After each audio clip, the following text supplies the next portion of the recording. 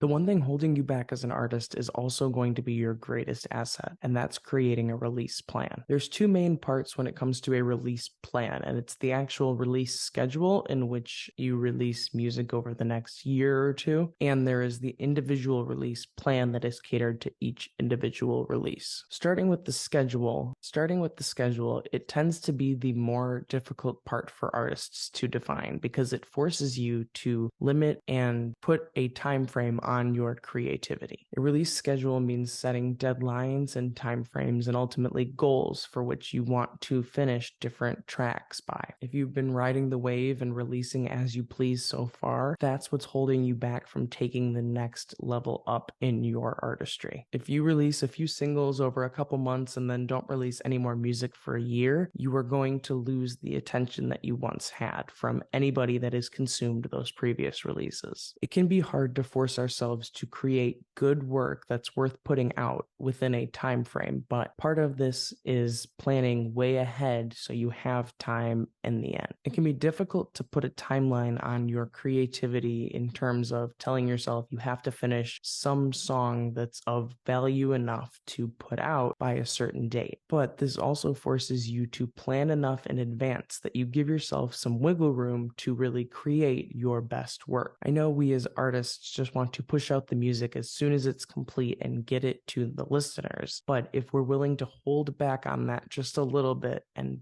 schedule it for a release in advance, it gives us a little bit more of a buffer between that release and what we have to put together for the next release. Something that can play a big part in this is building, writing, and creating into your regular routine. I think any artist that wants to succeed should be writing and putting in that time at least a little bit every week. Ideally, it could be every day, but at minimum, it should be every week. The more you write, the more you will create songs that are worthy of being put out, and you will have ultimately songs to choose from rather than trying to scrape together your next release. This doesn't have to be any sort of quick turnaround every 4 weeks or even every 6 weeks sort of thing, but if you could release a song every other month, you would be ahead of most independent artists. Plus, when you get into a given schedule, you will start to build momentum and build a routine around creating and find your process more and more. It is something that will take an adjustment at the beginning, but as time goes on, it will get easier and become more natural to create in that way. Then as you start to create good work more often, you can start pushing more releases out on a higher frequency. Then it will just feel like clockwork ultimately to really go from one release to the next. The second part of this equation is the individual release plan. Now this takes a step aside from the music itself and includes all of the different marketing and press related things, as well as gathering all your assets for a given release. I've seen a lot of recommendations as to how far in advance you should plan a release, and I've seen anything from 4 to 8 weeks. Being that it's right in the middle, I think 6 weeks is a great initial target. If you give yourself 6 weeks, you have plenty of time once the release is scheduled to work on finding press, start creating a content plan, and gather any remaining visual assets that you might need. You could use this time to create a music video. You could use this time to be submitting to playlists and blogs. You could also use this time to start generating content ideas or even actually executing the content so that by the time the release is right around the corner, you're armed and ready. There's a lot of different pieces that you can include within your release plan, and you don't necessarily have to include everything that you can, but find what works best for you and what you want to target and work off of that. If you think this is a really strong body of work that you want to get some reviews of, reach out to blogs. If you want to see your songs pop up on more playlists, focus on playlisting. If you want really cool music video type things, put some time and money into that. But the main idea here is that whatever you choose to do, it comes in the form of a plan. Like I said, 6 weeks is a solid amount of time to go from I scheduled the release to when the actual release happens. So use that time wisely and make sure that you're giving yourself the opportunity to put your best foot forward when the release time comes. There isn't necessarily a right or wrong wrong way about it, but I would try and spread your wealth across different sorts of ideas. I would focus some things on the visual asset side of things with content and music videos, but I would also dip my toe into blogs and playlists and any other sort of marketing tactics you might want to instill. But ultimately, the goal of any plan is to put yourself in a position where you can best execute and get the results that you want. So that's what your release plan should ultimately encapsulate. Another factor here is kind of where the two worlds collide, and your release plan should be something that you can reuse amongst other releases. It doesn't have to be the same carbon copy every time, but if you tend to do a lot of press, try and continue to generate that buzz. If you're someone that's big on music videos, try and make that a regular thing that you do. There should be some sort of continuity from one release to the next, so it still feels like it's coming from you as the artist. Even with something like this, it will be connected to your brand in a way of people will be caught off guard if you go from 6 songs in a row with music videos to just jumping on the press and playlist bandwagon. People will notice and people will wonder why there isn't a music video for this new release. Again, you're not stuck to your initial idea and you don't have to do it with every single song. But if it's something that you have made a part of your process and a part of what a release looks like for you, people might end up expecting that from you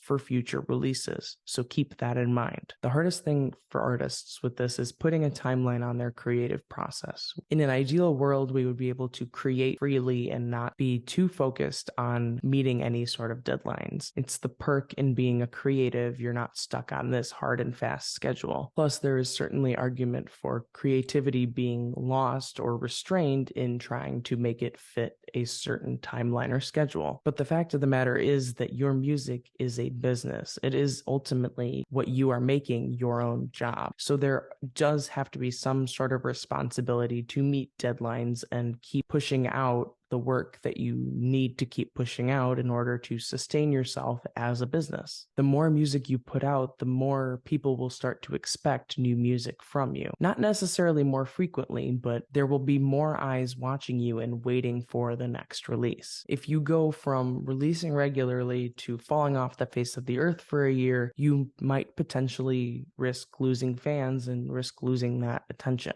The biggest thing for independent artists in such a saturated space is just staying front of mind. And the easiest way to do that is by keeping your music coming regularly. And your schedule does not have to be hard and fast. It doesn't have to be strictly every 6 weeks. If you fall a week behind at some point, that's not the end of the world. Put yourself in a position where you're giving yourself a little bit of leeway so that if you hit a delay or something comes up, you can catch up and make it work. You won't have to just abandon the entire plan. Not everything will go as planned, but the point is, by having the plan, you have a structure and you have a way that you will work through all of the things that go into an individual project. But the best thing that you can do for yourself as an artist is to put yourself into a schedule and a routine of creating and working through an individual release. This can be targeted at singles, this can be focused around an EP, this could even be built into an album. But make sure that you're putting a plan in place for yourself to best execute the given project at hand, and try and follow a release schedule so that people can continuously get new music from you.